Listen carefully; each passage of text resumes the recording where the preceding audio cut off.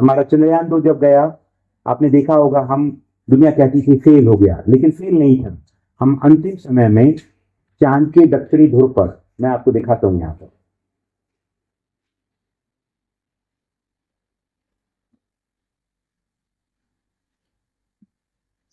ये हमारा चांद है। अभी हम कुछ ऐसी यात्रा पर चलेंगे जहां आप थोड़ा देर भूल जाइए दुनियादारी, जहां से हम इस प्लेनेट पे हैं जरूर, पर हम अंतरिक्ष की बातें करेंगे, क्योंकि हम शुरू से इंटरप्लैनेटरी रहे हैं। कोई भी सभ्यता रही हो या फोकलोर, अगर उनके आप हिस्टोरिकल रिकॉर्ड्स में जाओगे तो मतलब चांद तारों के बारे में बड़ों से बच्चे और बच्चों से बड़े बातें तो करते थे, कहानियां कहते थे, उनकी लोक कथाओं में, उनकी दंत कथाओं में, और ये पौराणिक माइथोलॉजिकल रेफरेंसेस हमें मिलते आए हैं। भारत इकलौती सभ्यता ऐसी है जो अपनी कई कल्चरल प्रैक्टिसेस में एस्ट्रोनॉमी यूज करती है। आई एम सेइंग प्रॉपरली, आप समझिएगा, एस्ट्रोनॉमी, एस्ट्रोलॉजी नहीं कह रहा हूं मैं। एस्ट्रोलॉजी एक अलग चीज है जो मॉडर्न साइंस का हिस्सा नहीं, पर उसमें मैथमेटिकल फ्रेमवर्क जरूर है, पर ये प्योर मॉडर्न साइंस है जिसे हम टेस्टिफाई कर सकते हैं। कैसे कर सकते हैं? जो देख रहे हैं उसको हम ऑब्जर्व कर सकते हैं, एक्सपेरिमेंट कर सकते हैं, प्रूव कर सकते हैं। तो ये हमारा पड़ोसी, सबसे पड़ोसी, हम पड़ोसी प्लैनेट की बात करते हैं मंगल की, ये हमारा चांद है। कितने गड्ढे हैं, लोग कितने इसके ऊपर गाने लिख चुके हैं, है ना, कितने दशकों से लोगों ने, कवियों ने इसको हमेशा संज्ञा दी है, उपमा दी है। और अगर आप देखेंगे तो सबसे काला अगर कोई मटेरियल है हमारे आसपास पड़ोस में, डार्क पिच ब्लैक सरफेस है मंगल, हमारे मून की। तो मैं पहले आपको चंद्रयान 2 की बात कर रहा था। ये जो सरफेस है इसके लगभग, आप साउथ पोल है ये हमारे चांद का, यहाँ पे आप देखेंगे ये पोर्शन हमेशा शैडो में रहता है। Why we are going on this particular location, कभी सूर्य का प्रकाश नहीं पहुंच रहा। पूरी दुनिया का इंटरेस्ट इसलिए है क्योंकि भारत ने दोबारा वो इंटरेस्ट को रिन्यू कर दिया दुनिया का। लोग चांद को इतना एक्सप्लोर कर चुके थे, दो पावरफुल राष्ट्र अमेरिका एंड रशिया, 70s के दौर में अपोलो सीरीज जब चली, इंसान को भी उतार दिया स्पेस रेस के कारण, जियो पॉलिटिकल पावरफुल सपोर्ट के कारण। बाद में दुनिया को लगा कि बाकी प्लैनेट और दूसरी चीजें हमें एक्सप्लोर करना चाहिए, तो चांद सबसे ज्यादा एक्सप्लोर्ड सेलेस्टियल ऑब्जेक्ट है हमारे सोलर सिस्टम का। फिर हम मंगल और बाकी तमाम चीजों में इंटरेस्ट लेने लगे। भारत ने अपनी हर स्टेप को पूरी बखूबी, ईमानदारी और पूरी मेहनत के साथ, हमारे इसरो ने, भारतीय अंतरिक्ष कार्यक्रम के जनक, पितामह जिसे कहा जाता है, father of Indian space programme, doctor Vikram Sarabhai ने वो सपने देखे जिसको चरितार्थ करने के लिए उस समय की जितनी भी टीम थी साइंटिफिक, चाहे वो लीडरशिप रही हो या उनके साथ as a bread brother Homi Bhabha ji का सपोर्ट रहा हो, कि both of them actually build India, scientific temple based India. तो इसरो उसका एक प्रोडक्ट है। इसरो ने इतनी जो जर्नी की है उसमें से हमने अपनी खुद के स्पेसक्राफ्ट को इसके पड़ोस में उतारा, 3 को, लेकिन 2 फेल होने के कारण क्या था कि वो लैंडिंग के लगभग 2.5 रफली 2 किलोमीटर के ऊपर आके उसका हार्ट ब्रेकिंग सिस्टम खराब हो गया। इंजीनियरिंग है, टेक्नोलॉजी है, इतनी सारी कॉम्प्लिसिटी होती है कि कुछ मिशन में कभी भी कोई गड़बड़ी हुई, उसमें ब्रेक लगना बंद हो गया। अब कार में या गाड़ी में या साइकिल में आपके ब्रेक ना लगे तो क्या होता है, ये तो आप सोच सकते हैं। यहाँ बहुत खुशनसीब है कि आपके पास साथ साइंस के हिसाब से फ्रिक्शन है, घर्षण, जो आपके जीवन को आसान बनाता है। घर्षण जैसे शब्द को हम थोड़ा सा, भले ही हम फिलॉसफी में अलग तरीके से सोचें कि हमें नुकसान, स्ट्रगल बढ़ाता है, पर हम उसी के कारण इस प्लैनेट पे इजीली रहते हैं। अगर फ्रिक्शन ना हो तो चल पाना मुश्किल हो जाएगा। हमें फ्रिक्शन हमें रुकने में ताकत देता है, ब्रेक लगाते हैं हम, एवरीथिंग कम्स पॉजिटिवली। आप देखेंगे फिजिक्स जो है आपकी लाइफ में कमाल का रोल प्ले करती है। स्पेस में लेकिन एक प्रॉब्लम कि आपके पास सीधा, अगर आप फ्री फॉल की तरह गिर रहे हैं तो एकदम जो भी वेलोसिटी, ग्रेविटी होगी उस सेलेस्टियल बॉडी की, और आपकी इनिशियल वेलोसिटी या जो आप इंजन आपका जिस स्पीड से चल रहा होगा, आप उस पर जाके टकरा जाए। तो आपको ब्रेक लगाना है। ब्रेक कैसे लगाएंगे? इतनी टक्की लगा के आप सुन रहे हैं, तो ब्रेक का मतलब क्या है कि हमें रॉकेट लगाने होंगे, छोटे छोटे दिवाली जैसे रॉकेट देखे ना आपने, तो रॉकेट्स इस तरीके के होते हैं, वो दिवाली वाली नहीं होते हैं। I am just trying to I want to refrain from the actual scientific understanding, गलत ना बन जाए आपके अंदर। वो एक जस्ट एक उदाहरण है। अपोजिट डायरेक्शन में आइजैक न्यूटन का नाम सुना है?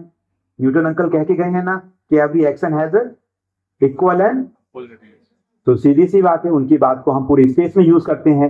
दैट्स व्हाई वो यूनिवर्सल लॉ है कि पूरी दुनिया को छोड़ो, ब्रह्मांड में भी हम टेस्ट करते हैं, अभी तक फेल नहीं हुआ है मैक्रोस्कोपिक लेवल पे। तो वो रॉकेट क्या करता है, नीचे फायर होने लगते हैं, तो चीज जब उतरती है अपोजिट डायरेक्शन में फोर्स जनरेट होता है, और वो इतने किलो न्यूटन में जनरेट करता है फोर्स को कि हम इसकी स्पीड को ड्रैग करके रोकने लगते हैं। अगर कोई चीज बहुत स्पीड से आ रही है और अगर ब्रेकिंग काम ना करे तो आके इससे टकरा जाए। तो हमारे चंद्रयान 2 के साथ वो हुआ। तो पूरी दुनिया ने कहा यार ये तो फेल हो गया। फेल नहीं था, पॉजिटिवली बहुत अच्छा सोचने वाले लोग हम सब हैं, भारतीय तो आशावादी हैं हम, दुनिया की किसी भी चीज में पीछे नहीं रहते। फर्स्ट अटेम्प्ट इन लर्निंग कहते हैं हम फेल को। तो फेल का मतलब है कि उनने जो चीजें एक्सपीरियंस टेक्नोलॉजिकल एडवांसमेंट किया उसको बेहतर समझ गए कि इतना सब तो सही है, अब कुछ बदलना पड़ेगा हमारे स्पेस क्राफ्ट में भी, उसका बीच का इंजन हमें हटाना होगा, कंट्रोल करना होगा। उनने नेविगेशन के तरीके बदल दिए उस स्पेस क्राफ्ट में। और अगली बार पूरी दुनिया के लिए इतना कमाल का एक चैलेंज है, अमेरिकन नासा के लिए भी, रसिया के लिए भी, चाइनीज स्पेस प्रोग्राम के लिए, जब प्रिसाइज लैंडिंग। आजकल आपने चाइना का ऑपरेशन सिंदूर सुना होगा। आप अगर ध्यान से समाचार सुनते होंगे, बच्चों की बात कर रहा हूं मैं, तो बहुत कैलकुलेटिव टर्म्स यूज कर रही है हमारी सेना। एप्रोप्रिएट, कैलिब्रेटेड, प्रिसाइज, ये टेक्निकल टर्म्स हैं। अगर वॉरफेयर की डिक्शनरी में जाएंगे आप समझेंगे इनके बहुत मायने हैं कि किस तरीके से हम मैथमेटिकल कैलकुलेट करके हम एरर को कम करते हैं, एरर ऑफ इलिप्स, यानी हम जहां सोचते हैं वहां हिट कर सकते हैं, तो उसे हम कैलकुलेटेड कहते हैं। कैलिब्रेटेड यानी बिल्कुल जो सोचा है वही लैंड कराएंगे हम। तो इस पर्टिकुलर स्पेसक्राफ्ट में 500 मीटर का जगह 1 किलोमीटर दायरा बढ़ा दिया। पहले 500 मीटर का दायरा था एक इलिप्स का, कि उसके अंदर उतरना था चंद्रयान 2 को। पर चंद्रयान 2 से ये सीख मिला थोड़ा रिस्की बिजनेस है, क्योंकि उस समय रात हुई है चांद पे। जैसे चंद्रयान 3 उतरेगा उस समय दिन शुरू हो जाएगा, कुछ सेकंड, कुछ मिनटों के बाद। इतना प्रिसाइज कैलकुलेशन कि जैसे लैंड होगा और सन की लाइट आना शुरू हो जाएगी, तो सोलर एनर्जी से हम उसकी बिजली बनाते हुए हम उसकी बैटरी को प्रॉपरली अगले 14 दिन। तो ये आप देखिए साउथ पोल प्रिसाइजली जहां लैंडिंग प्लान की थी चंद्रयान 3 वही उतर गए। ऑटोनॉमस, एएलएस बोलते हैं, autonomous landing sequence. Artificial intelligence का नाम आप बहुत सुन रहे हैं ना। इसरो ने एएलएस जो है पूरा एआई बेस्ड एल्गोरिथम है, उसको डिजाइन किया, इंटीग्रेट किया और हमारे इस स्पेसक्राफ्ट में यूज करके दिखाया दुनिया को कि पिन पॉइंट जहां किया था हमारा स्पेसक्राफ्ट बिना एरर के उसी जगह उतर गया। इसलिए दुनिया हमारे इंजीनियरिंग का और हमारे लो बजट होने के बाद भी एडवांस इंजीनियरिंग अंडरस्टैंडिंग का लोहा मानने लगी है कि इनको हल्के में नहीं लिया जा सकता। ऐसे नहीं कह सकते कि 50 साल बाद चांद पे ये जाके क्या कर लेंगे। हम पहली बार ऐसा राष्ट्र बने इस दक्षिण ध्रुव पे उतरे, और उसके बाद नासा ने अपना पूरा का पूरा एक इंटरेस्ट रिन्यूड करके चांद पे भेज रहे हैं वो, और उनने अपोलो की जगह अब उसका नाम रखा है आर्टेमिस। दोनों बहनें हैं। अगर आप रोमन सभ्यता में जाएंगे तो अपोलो के बाद आप आर्टेमिस के बारे में प्लान कर रहा है NASA. They are going with the humans. जैसे हम पहुंचे तो हमारे चंद्रयान 1 ने ऑलरेडी कहानी बिल्ड कर दी थी पूरी दुनिया के लिए।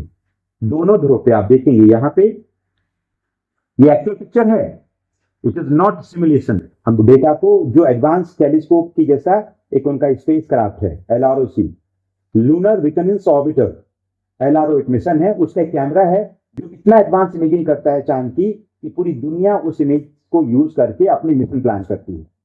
पर हमने एक चीज और कर ली थी, चंद्रयान 2 का कैमरा हमारा इतना पावरफुल था ऑर्बिटर का कि आज भी चंद्रयान 3 में यूज किया है उसको लैंडिंग के टाइम पे। तो हम अपना चांद की इमेजिंग हमने खुद कर ली थी बेहतर रेजोल्यूशन के साथ। अब दुनिया हमसे भी वो डेटा लेती है, बाकी देश। तो समझ गए ना, it's a proud moment for country like India कि हम वो देश हैं जो साइकिल के करियर पे रॉकेट का नूज लेके अपनी शुरुआत करने वाले हैं। 21 नवंबर 1963। आपको बहुत फेमस पिक्चर मिलेगी, इंटरनेट पे वायरल होती है। एक उसमें टेक्नीशियन है, एक असिस्टेंट इंजीनियर है। हमने गैलरी बनाई थी मुंबई में, तब हमने इसरो के साथ बहुत क्लोजली काम किया था। तो जो उसमें इन्वॉल्व थे उनके नाम तक निकाले थे हमने। एक बैलगाड़ी में हमने सैटेलाइट टेस्ट किया था इसरो ने। बैलगाड़ी, बुलेट कार, इंडिया की स्ट्रेंथ। दुनिया बोलती है भारत कमाल का देश है, कहाँ बुलेट कार और कहाँ एडवांस स्पेस प्रोग्राम। एरियल नाम का एक स्पेस क्राफ्ट है एप्पल 70s के दौर में, उसकी टेस्टिंग करना थी। तो देखिए इसको हम जुगाड़ बोलते हैं भारत में ना। इनोवेशन कितनी कमाल की चीज है। कि बोला गया कि मैग्नेटिक करेक्शन करना होता है सैटेलाइट को लॉन्च करने के पहले, कि कहीं मैग्नेटिक फील्ड लॉन्च होने के बाद उस स्पेसक्राफ्ट के अंदर के इलेक्ट्रॉनिक सर्किट को या सिस्टम को नुकसान ना पहुंचा सके। तो करेक्शन करने के लिए कैलकुलेट करना पड़ेगा। बोला क्या करें इतने जल्दी कि ऐसी कौन सा मेटल या सरफेस पे ले जाएं। बोला बैलगाड़ी तो लकड़ी की बनी होती है और वो मूव भी कर सकता है थोड़ा, तो बैलगाड़ी पे रख के एप्पल स्पेसक्राफ्ट की मैग्नेटिक फील्ड को चेक करके उसको फिर हमने कहा भेजा, फ्रेंच गुयाना, साउथ अमेरिका, क्योंकि यूरोप के साथ हमारा कोलैबोरेशन था।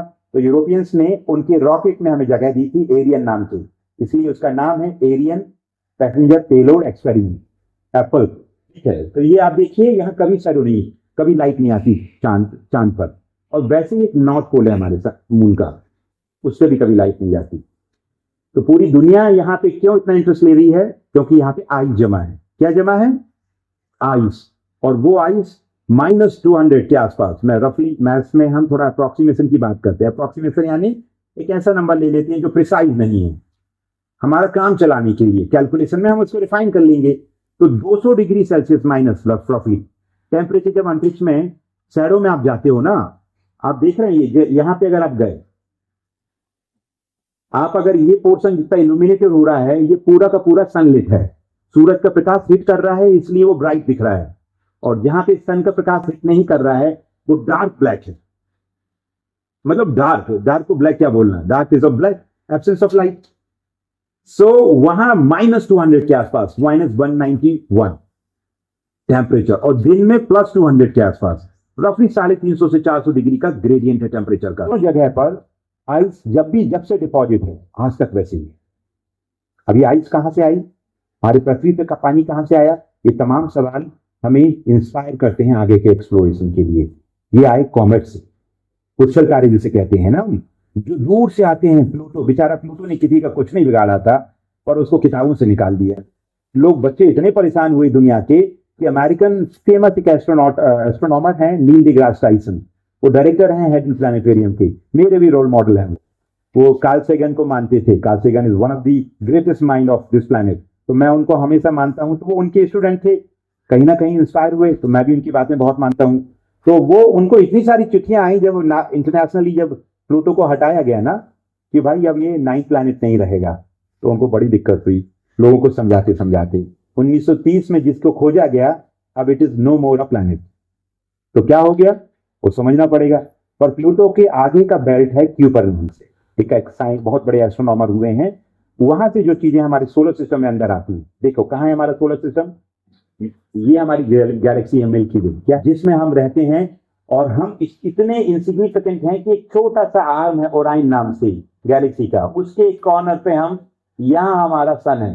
हजारों करोड़ों अरबों तारों के बाद में एक छोटा सा तारा है, नन्ना मुन्ना सा, छोटा सा है ना, वो नन्ना मुन्ना सा तारा, उसका एक फैमिली है, बहुत सारे प्लैनेट हैं उसके, 8 प्लैनेट आज की डेफिनेशन में, पर क्यूपर एस्ट्रॉइड हैं, कॉमेट्स हैं, और उसका एक परिवार है जिसे हीलियोस्फीयर कहा जाता है।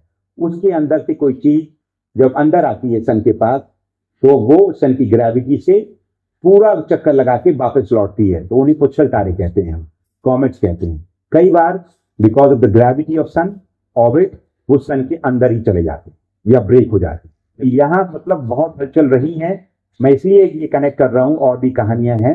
रीजन बीइंग कि डायनासोर चले क्यों गए, पूरी दुनिया इस बात को लेकर चिंतित रहती है, क्योंकि एस्ट्रॉइड आके हमारे अर्थ के एटमॉस्फेयर में घुस के उसने इंपैक्ट किया है। एस्ट्रॉइड ने नहीं पहुंचा ये नुकसान हमें अकेला, ट्रिगर हुआ है सीरीज ऑफ इवेंट्स, जिसके कारण पूरी planet became like a hell. So जितने भी बड़े ऑब्जेक्ट्स वाले स्पीसीज थे सब मारे गए, बेचारे जिनको पहले चले जाना चाहिए था। पर बायोलॉजिकली हम उनको बुरा नहीं बोलेंगे, पर घर वाले बड़े परेशान होते हैं। कॉकरोच वो वंशज हैं, वो आज भी चले आ रहे हैं, वो इस प्लैनेट से जाने का नाम ही नहीं लेते। After nuclear war also they'll stay. They will stay. There are few species जिसमें से कॉकरोच ऐसा है कि जो सर्वाइव करेगा। जब तक इस प्लैनेट पे कुछ नहीं होगा ना, तब तक उस प्लैनेट पे रहने वाले हैं, और गलती से स्पेसक्राफ्ट में चले गए तो चांद पे और मंगल पे भी चले जाएंगे। तो be careful while becoming an astronaut, है ना। तो आप देख रहे हैं कि ये पूरा सोलर सिस्टम है हमारा, इसमें हमारी पृथ्वी आप देखिए कितने नंबर पे आती है, 3rd नंबर पे, ये आपका प्लैनेट अर्थ है। तो ये हमारे इस प्लैनेट की बात है, खूबी है। और हम अभी जहां जिक्र कर रहे हैं वो है आपका चांद। चांद पे पानी है इन फॉर्म ऑफ आइस। तो उस पानी का इस्तेमाल हम किस लिए करेंगे? पानी किस लिए चाहिए हमें?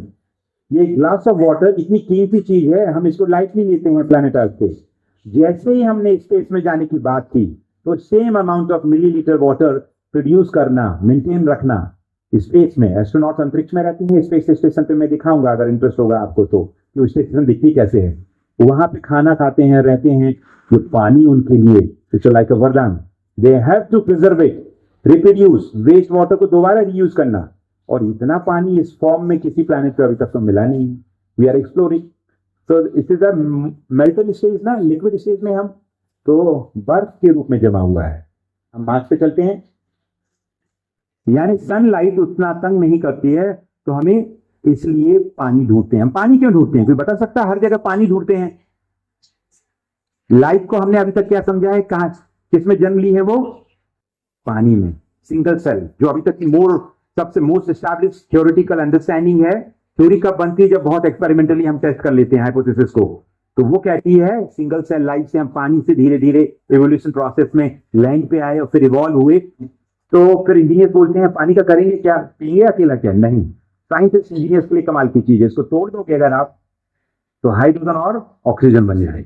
हाइड्रोजन आपका फ्यूल है रॉकेट का, और ऑक्सीजन उसको बर्न करने के लिए आपके लिए साथ में है। तो अंतरिक्ष में आगे जाने के लिए मेटा स्टेबल प्लेटफॉर्म है हमारा मून, यानी चांद हमारी अंतरिक्ष की आगे की कहानियों का बहुत इंपॉर्टेंट माइलस्टोन बनने वाला है।